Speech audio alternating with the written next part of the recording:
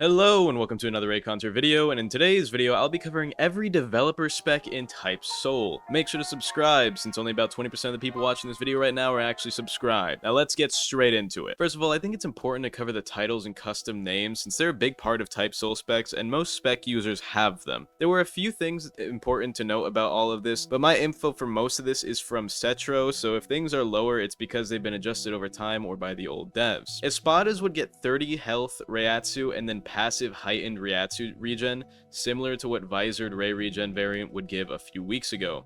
So it was basically constantly overpowered because it was just constant Visored regen from like 2 or 3 weeks ago before it got nerfed. On top of this, most of the Espadas, which I'll get into this later, but since they could choose specs, most of them would just choose like passive specs that would give them a lot of health, and then they'd choose another one that would give them a lot of damage or like a move. Which is why so many people thought the Espadas all had like 300 health with the titles, but no, most of them would just choose a spec that would give them a fuck ton of health. Captain Soul Reapers would get 50 health and Reiatsu. Stern Ritters would give 30 health and 30 Reiatsu, but they would also get Blut Vein 3, which gave you like 100 or 120 Blut to use. And then Jagdarme, which is like the Fracciones for the Stern Ritters, except it's weird because most people never got the Jagdarme roll because, you know, I don't know, it just wasn't common. But that would give 30 Reiatsu and Blut Vein 2, which would give like 75 or 85 Blut. And then Fraccione, Arankar, and Lieutenant Soul Reapers would both only get 30 Reiatsu, but they had the ability to move up or challenge people for ranks, so I mean, I guess that's a good thing, but it really isn't much of a buff. The top 3 seats of any division would give 15 extra Reiatsu, and the faction leaders in high ranks were given 70 health and then like 200 or 300 Reiatsu extra, and they were capped at 2 or 3 specs of their choosing. And then Cetro was unsure about the Soul King buffs, but it's probably just infinite specs and a ton of health and Reiatsu. Like, realistically, that's for the owner of the game, so I mean, yeah, that was probably just like literally everything ever and you're immortal and you one-shot people. A lot of this is important to know because when looking back at specs, so many of them weren't actually gate-kept. Most of the specs in the game back during old Type Soul ended up becoming moves, although they were obviously nerfed a lot. And also custom names, which I kind of forgot to mention, were just given to like every CC player and still are given. Like, I ran into a player named Moog who was testing the new Piety weapon before it was like released, and I fought him in arena and I died and lost because the weapon was overpowered during its testing. But that's not really that important to mention. And obviously Stern Ritters can use, or at least could use, the Quincy medallions to steal people's Bankais for a day. Funnily enough, this meant for 24 hours you couldn't use your Bankai, like at all.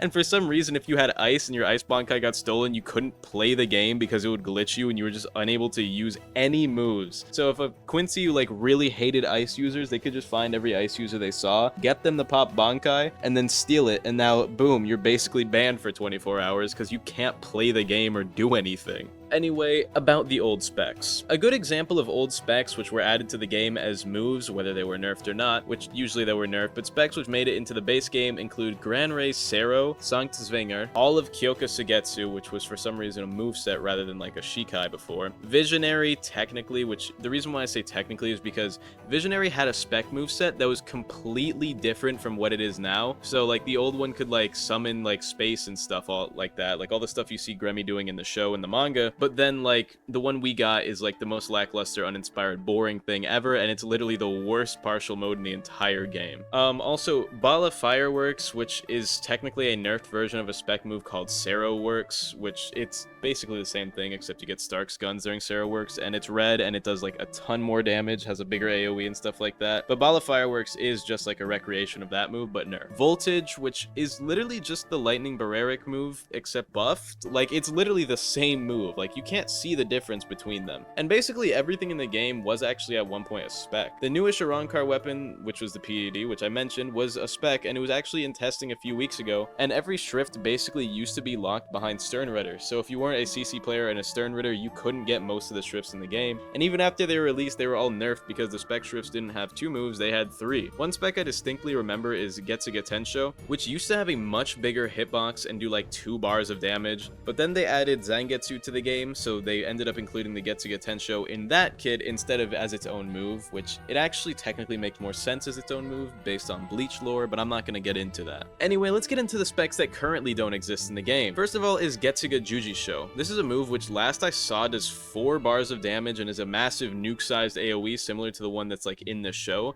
but I recently saw a much more moderate version of it, which still does about 2 bars of damage, and it was from like a few weeks or months ago. And clearly this move, while still remaining a spec move, was nerfed considerably, because it used to be as big as it looked in the show and did way more damage. Like if you were in a gladiator, the entire explosion from the Getsuga Jujisho would take up the entire gladiator arena and basically hit everyone in it for 4 bars. I may or may not be able to find a clip though, so if I do, I'll put it on screen, or I already have.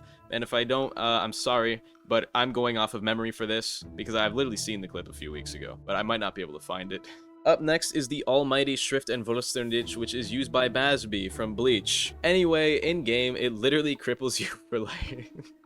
It cripples you for like 8 seconds, and every move is a teleport auto target that's unavoidable, undodgeable, unblockable, unparryable, and they all do like a bar. I mean, obviously, technically, if we're looking at it based on the show, yeah, all the moves should be unavoidable, but that's not good game balance now, is it? And of course, it's probably gonna get nerfed if it's ever released for the public, but as it is now, it is super brain dead. And then the light pillar move used by the Quincy boss raid boss is actually one of the almighty moves. In fact, most of the boss raid bosses use some sort of spec move. The Captain uses Grand Cross, the Ice spec move, and Grand Requiem. The Tiger King uses Grasp and True Grasp spec moves, which are the grab and drag move, which I'll talk about that more later because there's some interesting stuff behind it. And I forgot which one of them, but one of them uses Sukino's Fugu, which is like the fire arrow pillar nuke move thing, which that's just like, why is that in the game? Anyway, some of the moves I could find of footage go as follows, which first of all is Scream, which is taken or at least inspired from Rogue Lineage. And what it does is it puts a curse stack on someone, and if you hit them with it, it puts a curse stack on them, which increases the damage they take for every curse stack they have, which if it's based on Rogue Lineage, it probably caps out at triple damage or quadruple damage, but I don't really know. Cleave is, it's Cleave. It's just stolen from Jujutsu Kaisen. Crippling Storm, which is literally just the Storm AoE teleport move, but it has a massive AoE and cripples people in it if you couldn't tell by the name. Reiatsu Siphon, which steals Reiatsu from the target you use it on, is a stronger version of the Healing Tree variant move, which siphons Reiatsu. Grand Cross and Grand Requiem, which are used by the Captain boss fight, I said this, and Eye Patch Removal, which just increases your damage by either 50 to 80%. It's not really scale, it's probably like 70-75%, which just insane. You just get like a huge damage buff for this. And then there's Cat. It's just Yoruichi's Cat transformation. It doesn't do anything else. It's cool, I guess, and I don't think you can be hit by like when you're in the cat form, but it's just Cat. Now for the moves that I probably won't be able to get footage on because Setro is useless. There are way too many. There are so many spec moves. First up is Infinity. Yeah, just Gojo's Infinity. It makes an aura around you where you can't get hit, and people who get close to you move slowly, allowing for you to hit them easily.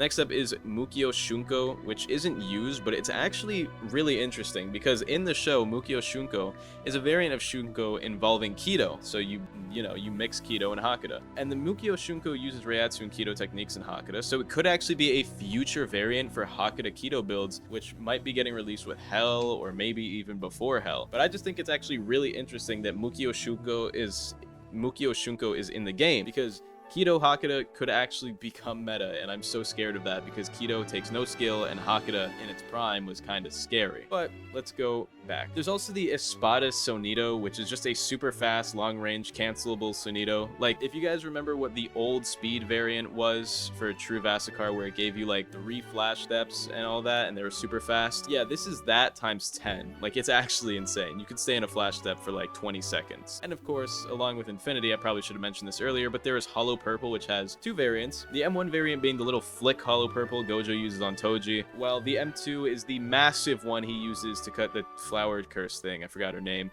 in half, which, yeah, these shouldn't exist. This is not Jujutsu Kaisen. The move Memento Mori, I believe, is just the Mori spell from Rogue Lineage, so it just instantly kills anyone hit by it, and a big purple splash.